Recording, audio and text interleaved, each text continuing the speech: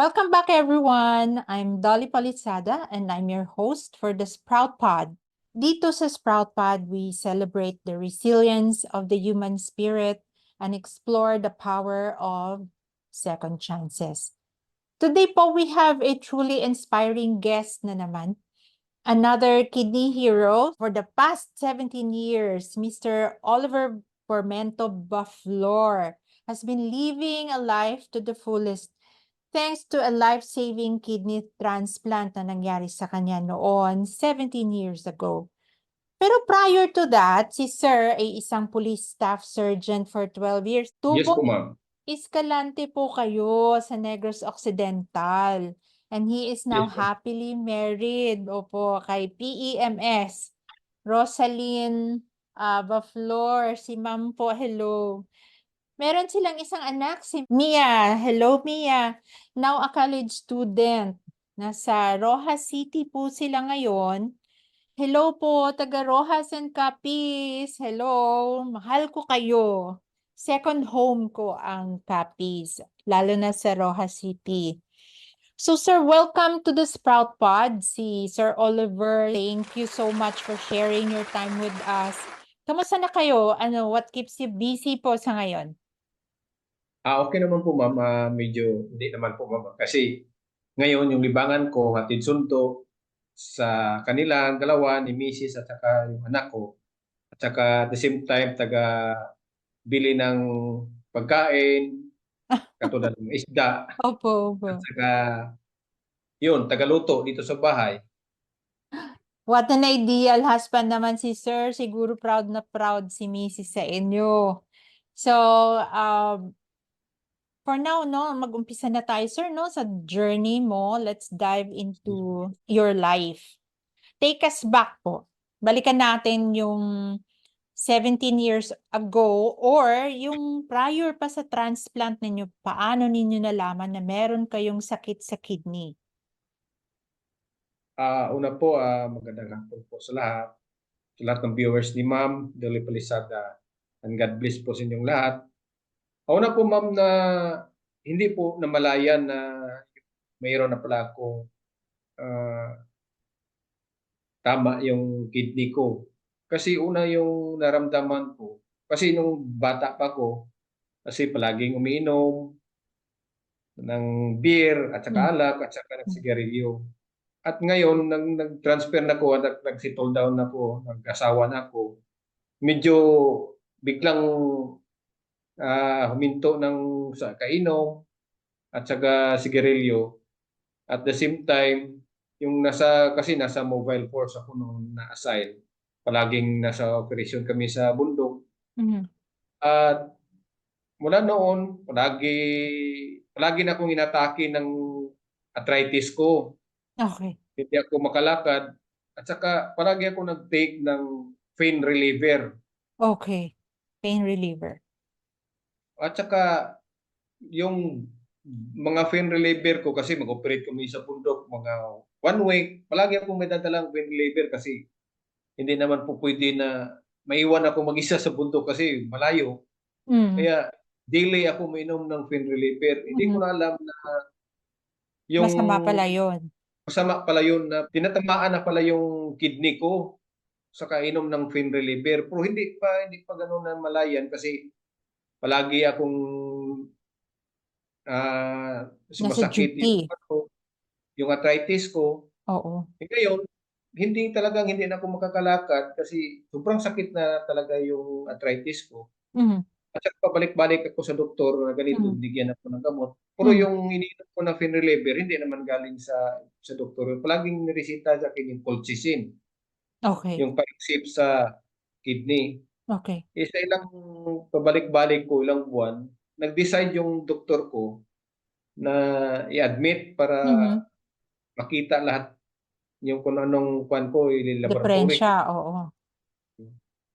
At yung na-admit na po ako dito po sa St. Antonio Hospital sa Roa City, lahat-lahat ng laboratory pinagawa sa akin, urine, creatinine, CBC, at saka yung uric. Doon nalaman, sobrang taas na ng uric ko, at saka yung kidney ko pala may tama na kasi mataas na yung creatinine ko.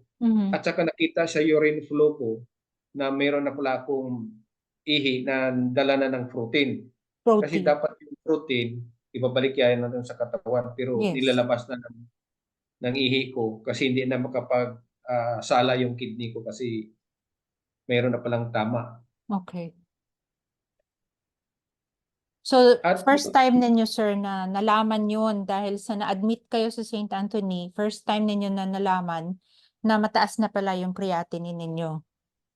yes po ma'am, bali wala po talaga akong naramdaman Mhm. na yung kidney ko na may tama na kasi yung pag-admit na, doon na nakikita kasi nakita na sa laboratory Mhm. na gano'n. Tapos nag-decide din yung doktor ko na ipa-ultrasound yung kidney ko Mhm. at doon nakita na yung both kidneys ko lumiliit na. Mhm. Okay. Kaya pala tinatapo na yung protein ko, pag-ihi ko. At yun na nag-decide na nag na doon na nakita na meron na pala akong kidney problem. Okay. From that time on, anong ginawa po ninyo para ma-manage yung creatinine ninyo na mataas? Yes ma'am, actually huminto po ako sa kainom ng alak o beer. Mhm. Mhm. Medyo gumanda naman yung pakiramdam ko, katawan Mhm. ko. Tapos nung mga ilang buwan na naman, parang hindi ko na maintindihan yung nararamdaman ko kasi Okay. toxic na yung siguro yung katawan ko kasi Mhm. puro na toxic. So hindi na makapaglabas ng toxic kasi Mhm. hindi na makapagsala yung kidney ko. Yung function niya dahil lumiliit na siya, hindi na siya nagfa-function ng Yes po, mabali maayos. yung Oo. function ng kidney ko sa 100% parang bumaba na sana ng 75% na yata yung function ng kidney ko. Mhm. Mhm. At Oh. yun, yung sabi ng doktor ko na sana magkuhan ako ng diet ko. Mhm. Kasi actually, hindi ko natanggap na gano'n ang sabi ng doktor as a result. Mm. Kasi sabi ko, bata pa ko, kaya ko pa itong ma-recover. Kaya Okay. yun, huminto ako sa lahat at saka nag-diet ako. Tapos Mm. mali pala yung kung uminom ka ng maraming tubig na may tama na yung kidney mo. Kasi doon ka po magmanas. Mm. O, Water retention. yes po ma'am, water retention. Okay. Pero nasa serbisyo pa rin kayo, sir?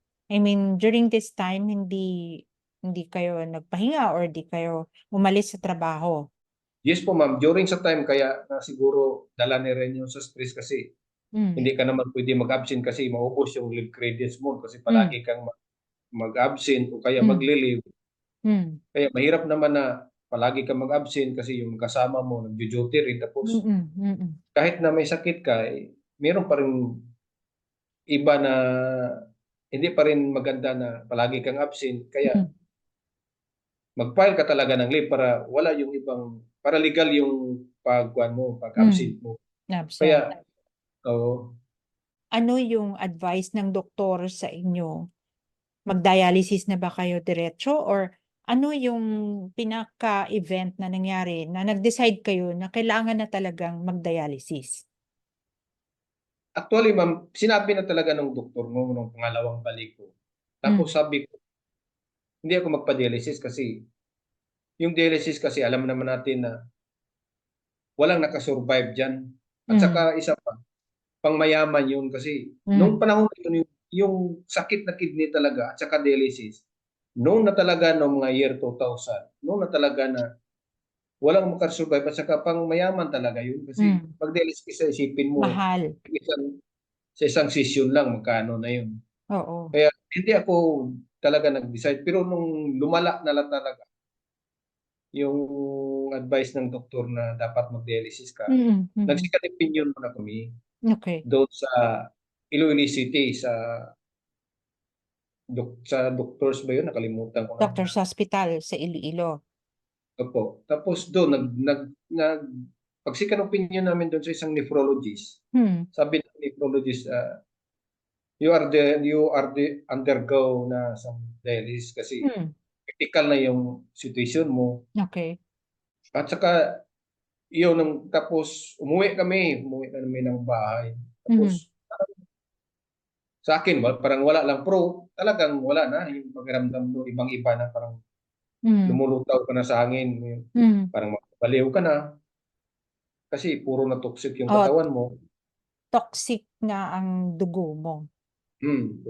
Puno na ng toxins. Okay. So, ang first ninyo na emergency dialysis, kailan po yun nangyari, sir? Yung una po, ma'am, kasi may kasama po kasi ako ditong pulis na nanggaling diyan sa Krami. Siya na mayroon siyang sakit sa heart. Dito din siya tinamaan nung sa Roa City. Bali 99% na yatang patay siya, tapos 1% na lang mabuhay siya. Tapos sinigambol niyang misis niya dito sa Lilo din, sa St. Paul siya tayo. Hindi lang ako sure. Nag-sign ng waiver yung misis niya na pirmahan. Parang mayroon tayo yatang vial na ni-inject sa kanya. Sa awan ng Panginoon, nakasurvive siya. Saka ngayon, siya yung nagpa-evac sa Krami. Kumuha siya ng nagpa-refer siya doon sa ano yun, sa regional health namin. Oo. Health service. At saka doon ako naka-ideya, sabi niya, Sarge, punta ka sa kanang Krami kasi libre doon kasi marami akong kasama na dialysis. Na isipirit sila sa kabilang ward, kami naman dito sa ward. Yun, nakukuha ko ng ideya, sabi niya, punta ka muna sa region, magpaiba ka, kukuha ka ng number para ma-entertain ako doon sa PNP-GH General Hospital sa Camp Crame. Camp Crame. Okay. Yes po. At saka nung pumunta na kami doon, nagkumuha kami ng number para sa iba. Automatic sabi ng doktor kung magpa-iba ka na kasi delikado na yung sitwasyon mo. Kaya kinaumagahan, nag-flight kami ni Mrs. Pumunta kami, diretso kagad namin kami ng Krami. Pagdating doon sa PNP General Hospital sa Camp Crame, mabuti naman mayroon palang nephrologist doon. Doktor na doktor siya pero nagpa-lateral yata sa si Dr. Salvadora, nephrologist. Pagdating doon, kasi dumating kami noon Lunes yata, no, I think Martes. Sinabihan kami na babalik na lang kami bukas. Sabi niya, siguraduhin mo balik kami bukas. Kaya pumunta muna kami sa Paranaque ng bahay ng tiyuhin ko. Hanggang nagpahinga kami sa kwarto. Maya-maya, kasi humingi ng telephone number ng bahay ng tiyuhin ko. Maya-maya, may tumawag. Sinabihan kami yung specific na location namin, binigay namin. Ganun. Maya-maya, siguro mga 1 hour lang. May dumating na ambulansya, sinundo ako. Kasi baka na-determine na nila doon na kailangan na talaga ng urgent ang sitwasyon mo, urgent medical attention. Yes po, ma'am. Kaya noon, nung sumakay na ako sa ambulansya, sabi ng doktor, sinabihan na yan yung staff niya, ng sa ambulance nurse at saka yung driver. Huwag mo nang palisin yan kasi gagawa natin yan ng emergency dito, gagawa sa liig. Tawag mo, sa bibial yata. Dito ka una mag-dialysis kasi yung pistola kasi, gagawan ka ng pistola, pero it takes time, a month, bago siya magamit. Kaya dito, lagyan ako dito parang tube sa liig ko. Yun, dialysis ko kinabukasan. Kasi may dialysis center may dialysis machine din ng Krame noon in that time. Hanggang ngayon siguro meron pa sila kasi parang 4 yata yung dialysis machine nila doon sa loob ng hospital ng Camp Krame. Yun, doon ako nag-dialysis. Ni-dialysis ako muna doon, temporarily. Kasi may MUA naman kasi yung PNP doon sa isang dialysis center sa San Juan. Okay. Kaya doon ako, siguro mga 2 weeks ako nag-dialysis doon sa Camp Crame. Para bumalik na yung normal ko na katawan, pero siyempre dialysis ka, hindi na bumalik. Para yung isip ko, parang bumalik na, parang hindi na ako nababaliw. Tapos kasi parang nalinis na, no? Nalinis na yes po, ma'am. Parang yung dugo ko nilinis na ng dialysis. Kasi nagti-3 times ako nag-dialysis noon sa Krame, 2 linggo. Parang bumalik na. Saka sabi ko, baka ito na yung lunas. Mhm. Kasi parang na-normal na yung kuwan ko, pakiramdam ko. Pero yun, sir, libre yun sa inyo Yes po as ma'am, a libre po yun sa police scrub. officer. Okay. Oo. Mhm. At saka nung pag-dialysis noon, pero actually ma'am, hindi ko talaga matanggap yung sitwasyon nun nga sabihin mong dialysis. Oo. Kasi bata pa ako, saka parang Anong bagong anong asawa lang edad ako, pa lang kayo nung time na yun, sir? parang 35. Yung anak ko, 1 year old yata Nakabat yun. napakabata mo pa nga. And Opo, ma'am. 1 year old pa lang si Estelle time na Yes yun. po, ma'am. Okay. As you mentioned to me, no, before, magkakakilala kasi kami ni Sir Baflor dahil sa aming programa at sa office ni Congressman Tawi Bilyones na nagbibigay ng mga guarantee letters para sa mga constituents ni Congressman sa Rojas and sa First District ng Capiz. And you mentioned to me off-cam, sir, na 2 taon kayo bali nag-dialysis patient dito sa Camp Panopio or sa clinic na may MOA with Camp Crame. Yes po, ma'am. Okay. So sa 2 taon kayo na nagda-dialysis at that time, na-mention niyo rin na parang 3 beses lang kayo umuwi ng Rojas City. Puwede mong ikwento sa amin yung ginawa mong paraan or mga sakripisyo mo or diskarte mo para makauwi lang sa pamilya nung time na yon? Yes po, ma'am, kasi confined kami noon sa Camp Panopio. Mhm, Pero hmm. may MOA yung Krami sa Oo, Genesis yata yun, sa isang oo, dialysis center. oo. Tapos yung mga kasama ko, kasi yung kasama ko, mostly Luzon at saka Bicol. Mhm, mhm, Ilan lang yung Visayas yata, ilan lang kami noon sa Mindanao. mhm, Sila palaging umuwi, halos buwan-buwan umuwi sila. mhm, mhm. Parang nainggit naman ako na umuwi sila sa kapamilya nila. Tapos ako, Oo, oo. parang nandito lang ako palagi. Parang okay lang nung una kasi nandyan si Hmm, misis ko. hmm, Kasi 2 months lang si misis doon nung hmm, nag-dialysis ako. hmm. Kasi may duty din siya. Hindi Hmm, naman pwede na palagi lang siyang i-considered kasi mm. trabaho din yun eh. Hmm, Sinasahuran ka ng gobyerno, eh hmm, dapat magtrabaho ka rin. hmm, Eh ngayon, okay na, umuwi na si misis. Nung una, medyo may bantay ako yung pinsan ko. Sa akin, wala lang, parang normal lang. Parang mga nang magdaan na ilang buwan, medyo hmm. sabi ko parang hindi na 'to maganda, ang kasamahan ko ako lang maiwan minsan, 3 kami sa ward ng Campanopio, sa Rizal Oo, ward. oo. Yung mga kasama ko, mga taga Bicol, taga Pangasinan, mga taga Ilocos, umuwi sila.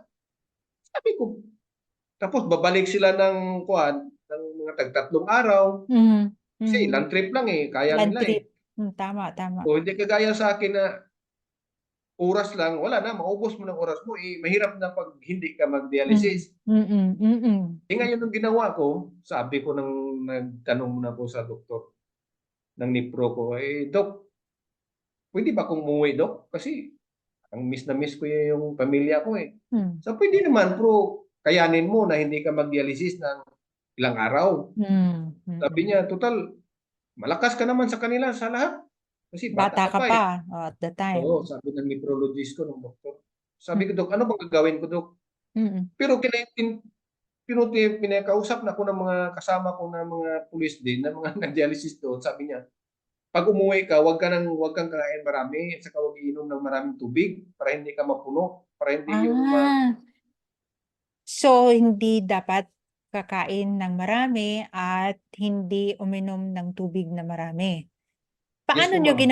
Paano niyo na-sustain yung 1 linggo mo dun sa Rojas?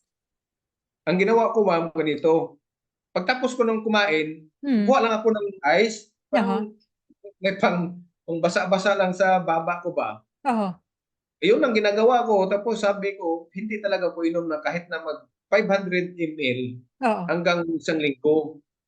Sabi ko, mapupuno ako nito kasi hindi ako mag-dialysis, eh. oo, Sabi ko nung try ko, una, hmm, parang kinakabahan ako nung sumakay ako sa eroplano kasi si hmm, misis naghanap ng room mo. hmm, mm. Siyempre naman na tapos isa pa pinaka-risk din yun yung pistola ko dito. Oo, kasi nandito Kas siya, eh. o kasabi-sabi ng doktor, talagang ingatan mo yan na hindi madaganan Oo, o mababangga ka kasi pagbabangga ka, paano dialysis natin, Yes. gagawa ka naman ng panibago. Oo. Tsaka mahirap yan pag magkuhan yan kasi malakas yan ang bruwe niyan kasi artery at vein dinudugtong yun eh. Sabi ng doktor, Tama. ingatan mo yan. Lalo na sa mga matatalim na bagay, baka yan ang hindi ka mamatay sa sakit mo, ikamatay mo yung ubusan ka ng dugo. Tama, tama. So, ayun, sabi, nung umuwi na ako nung una, grabing kaba ko, baka anong mangyari sa akin. Eh, siyempre, isipin mo nga, nag-dialysis ako noon sa amin, doon sa Genesis, sa dialysis center doon sa San Juan. 3 times ako, habang tamang umuwi ako, baka sabi ko mo, mapuno yung lungs ko, at Oo. saka yung heart. Siyempre, pag mapuno yung lungs mo, talagang diretso, ganun, at saka lang. Tama. Sabi ko, tumawag na ako na sabi ko, Lord, ikaw nang bahala sa akin kasi first time ko itong umuwi. Prayers.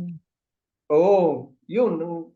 Sa awa ng Panginoon, nung umuwi ako, tuwang-tuwa ako, parang nawala yung sakit ko. Siyempre, pamilya eh. Yung anak ko, 1 taon pa lang noon. Oo. Nung umuwi ako at talagang grabe yung control ko. Kukuha lang ko ng kunting ice. Walang nandun lang sa bahay. Saka hindi makain. Usap-usap lang. Dinadala ako ng mga bayaw ko. Kumusta? Ganyan talaga. Makatatag ka lang kasi malit yung anak mo. Oo. Okay naman, na-survive ko naman yung 1 linggo. Pero grabe naman yung pagdating ko kasi para na akong bula. Lubong-lubo na yung mukha ko at saka yung grabe na yung manas ko sa paa. Saka parang hindi ko na malakad yung paa kasi mabigat na eh, kasi puro na tubig. Eh, ganon ginagawa ko. Mga 3 times na ako mo yun sa 2 taon. Sa Pero 2 okay, taon. survive naman. Grabeng sakripisyo para lang makita ang family, no? Ganyan talaga ang isang tatay. So ngayon Yes, pag-usapan natin, sir, ang naka-schedule na kayo after nung 2 years na dialysis. Nagkaroon na kayo ng schedule. Mag-skip na tayo, no? Doon na tayo sa transplant na proseso. Paano mo nakilala yung donor mo at yung dinaanan mo na proseso bago ang surgery? At kung ano ang mga ginastos mo, magkano yung ginastos mo ng time na yun? Ikwento mo sa amin, sir. una po ma'am, grabe yung pinagdaanan talaga yung bago ako transplant sa totoo lang. Parang sabi ko kasi binigyan kami ng ultimatum noon ng Krami kasi isipin mo yung sabi ng isang general noon na maubos yung pundo natin diyan sa mga dialysis patient. Eh, wala naman yang ano no, hindi naman gagaling yan. Talagang mag-dialysis yan. Yung iba kasama ko kasi diyan mga 10 taon na, 7 taon ang dialysis. Eh, wala namang lunas yun. Eh, paano yan? Pag ganyan palaging dialysis, parang ang pundo ng PNP mapupunta lang kanila. Eh, ganun yung nangyari noon. Binigyan kami ng ultimatum. Sabi, 2007, last year, March, pag ang magpa-transplant na. Okay. Ang habang hindi pwede magta-transplant pag may matama na yung mga ibang organs katulad ng heart at saka lungs, bahala na kayo dyan kasi Kung may bigyan na kami kasi complications. malaki na yung tulong sa inyo ng PNP, sobra milyon na yung gasto nyo kasi isipin nyo ilang taon na kayo yan dyan nag-dialysis. Tapos wala namang lunas. Pag ang sinabi ng Kamkrami, pinatawag nga kami lahat eh. Pag ang patransplant, gagastuhan kayo ng Kamkrami. Eh paano yung hindi matransplant? Kaya nagpamedya kami noon ma'am sa ABS-CBN. O pumunta kami noon sa mga asawa nila kasi business nandito lang. Ang ibang transplant, ay ibang kasama kong dialysis, pumunta talaga kay Atty. Tabirna. Nakalimutan ko yung program niya to, parang dos por Dos dos por siya. dos. Oh, yun. Oo. Kaya nagkausap yung isang general at saka si attorney at saka yung mga transplant na ganun kasi nakuha daw yung sakit namin, hindi naman na pagpasok namin, nakuha namin habang nasa tour of duty kami. Yes, oo. Tama Eh, naman. pero tama naman kung si general noon kasi talagang kung wala ng lunas talaga mag-dialysis ka. Okay lang sana kung ang dialysis noon sa Kamkrami. Eh, ang dialysis namin noon doon kami sa MUA eh. Alam mo naman pag private, iba na yung price. Parang Oo, tama. luluko na yung presyo noon sa dialysis. Example, yung dialysis dati mga parang 1.5 lang yata yun. 1.5. Eh, babayaran namin doon, pipirmahan doon o bayaran ng Krami. parang kuha yata yun, 7,000 to 8,000 per session yun. Wow. Kaya siguro may punto naman din yung PNP kasi talagang lulubo talaga yung utang ng pag mga ganun na eh. Kaya yung Na kung nag qualified ang pasyente sa transplant, ay i-transplant na. opo ma'am, Okay. sabi ng direktor ng General Hospital noon, sinong qualified na magpa-transplant, pa-transplant, gastuhan kayo ng krami. Pero Mhm. pagkatapos, wala na kayo. Magkuha na kayo mag-disability. Mm. Ang naka 20 years above, pwede kayo mag-optional. Mm.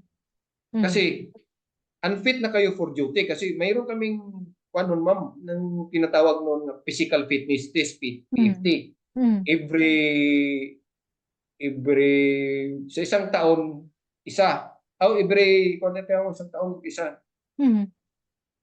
Parang yata, by annual yata yun. Nakalimutan ko na. Basta, nilagyan naman, binababaan kami ng memo na pag hindi kayo makaperform ng 4 consecutive ng physical fitness, kasi unfit na kayo, Mm. subject na kayo for attrition. Doon lang naman kami, nagpre-pressure naman kami lahat.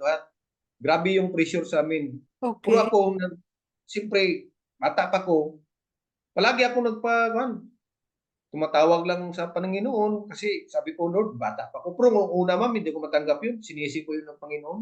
Mm. Sabi ko, Lord, bakit naman ako nagkasakit? Ang bata ko pa sa kabago-bago ko pa lang nagkasawa. Gusto ko Oo. magbago yung buhay. Oo. Wala na eh, nandyan na eh.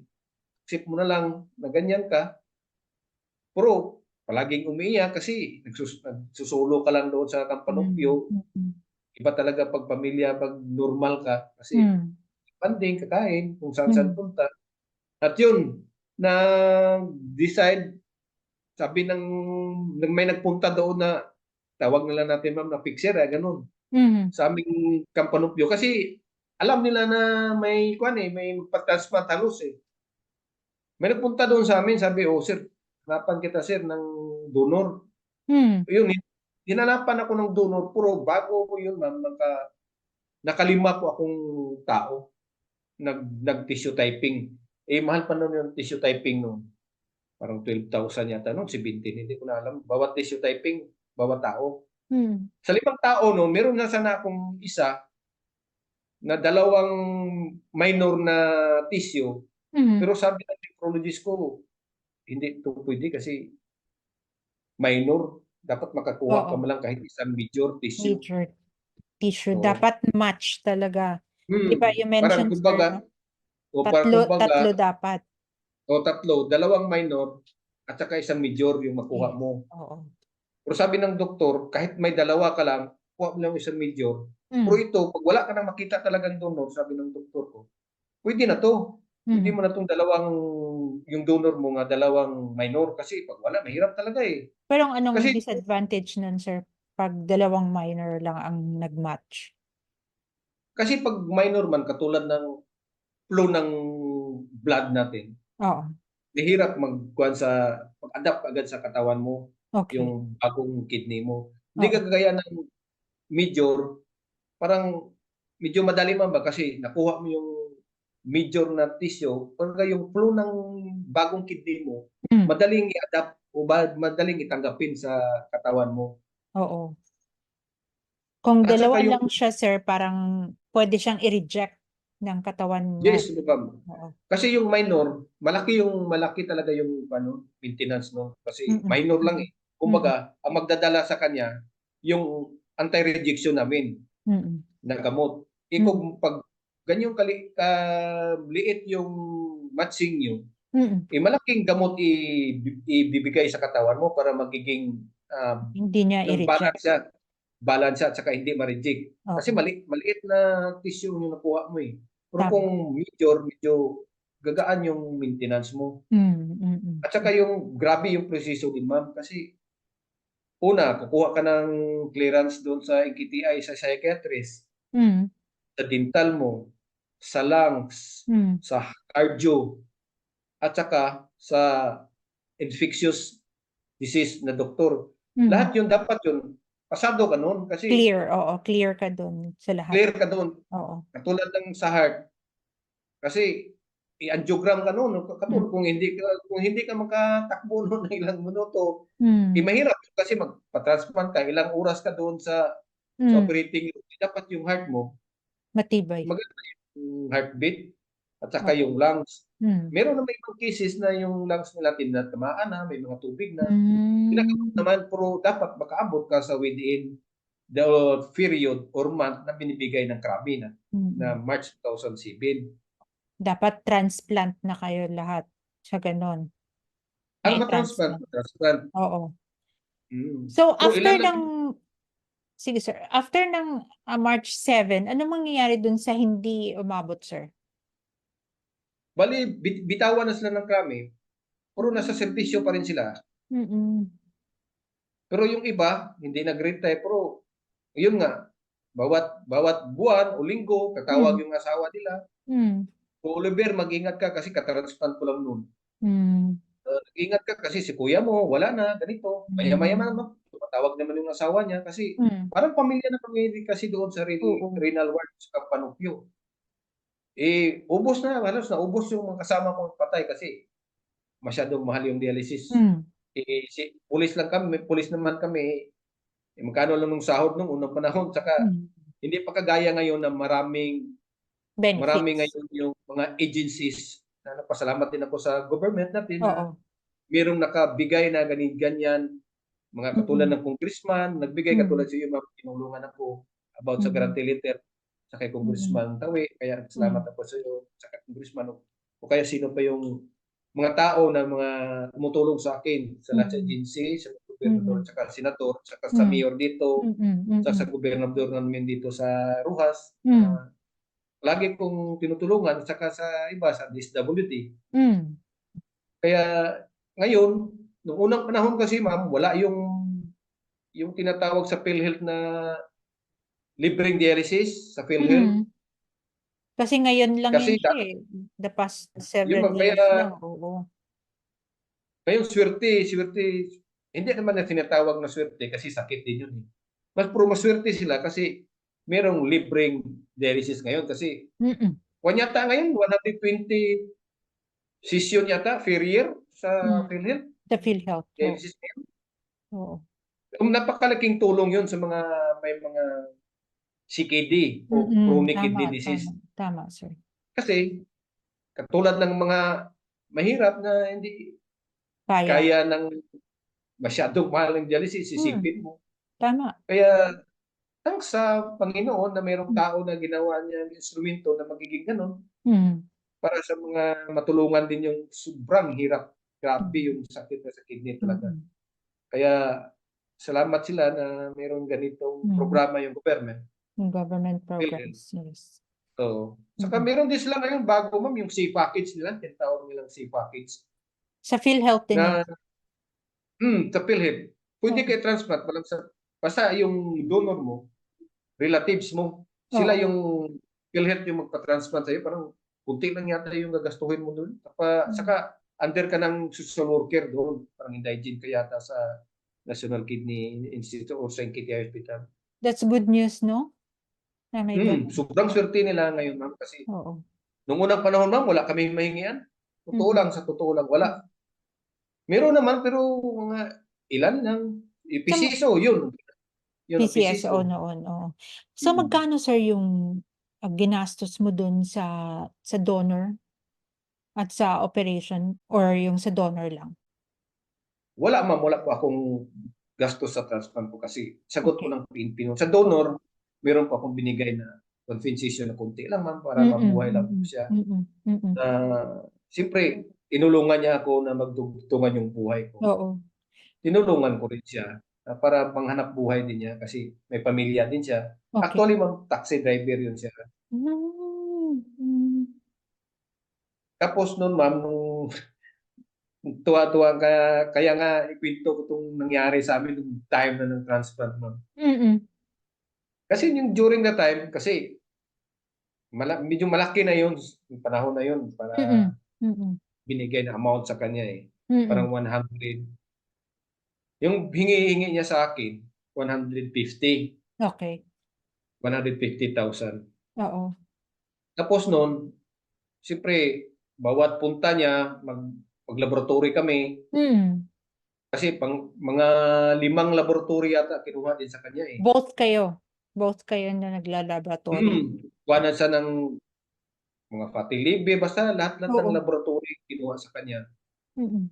Minsan hindi siya makapagbiyahe ng taxi. Minsan, siyempre, hiram siya sa akin. Mm. O bigyan ko, meron naman akong kunting naipon-ipon. Na Mm. doon ako lang mag-isa doon sa Krami. Kasi Mm. hindi naman ako humingi sa misis ko. Kasi Mm. may anak din kami.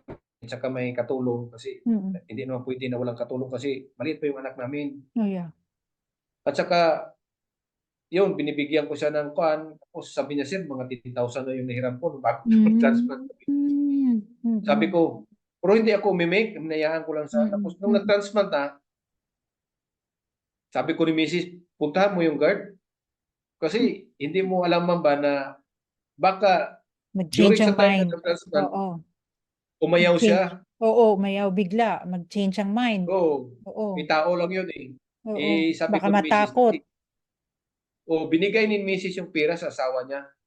Pero sabi ni misis, sabi ko sa kanya, kami may tiwala kami sa inyo kasi mula pa nung una nag-work up. Kaya ibigay namin to sa inyo para meron naman kayong maiwan dun sa pamilya nyo. Pero nasa loob na kami ng NKTI noon. Kaya sinabi ko, siyempre, ang instinct ng pagka-police, parang siyempre nandyan yung security. Sinabi ko yung misis, puntahan mo yung guard doon sa main gate, sabihin mo, pag baka lumabas to, ganito. Kasi nandun na yung pera eh. Oo, natanggap na nila. Baka umayaw. Ano ang TSP 600 Pangkabuhayan Package? Ang TSP 600 ay may 20 pieces kayong sabon na TSP Bakbak Collagen Soap at may libreng 2 pirasong Bakbak Collagen Soap. So magiging 22 peraso ang inyong makukuha na sabon. Ang TSP Bakbak Collagen Soap po ay napaka-effective po nito sa pangpaputi ng ating buong katawan, mukha at body. The retail price po sa labas is 50 pesos. Exclusive po ang ating promo para sa mga dialysis patients o di kaya yung mga undergoing chemotherapy cancer patients o ang kanilang direct relative na gusto pong kumita ng onte para pandagdag sa kanilang medical expenses o di kaya po sa daily needs ng mga pasyente. So if you're interested, you can find me on Facebook, Dolly Palisada, o di kaya DM po dito sa YouTube upang kayo po ay mag-guide namin. Maraming salamat. Don't forget, TSP 600 Pangkabuhayan Package.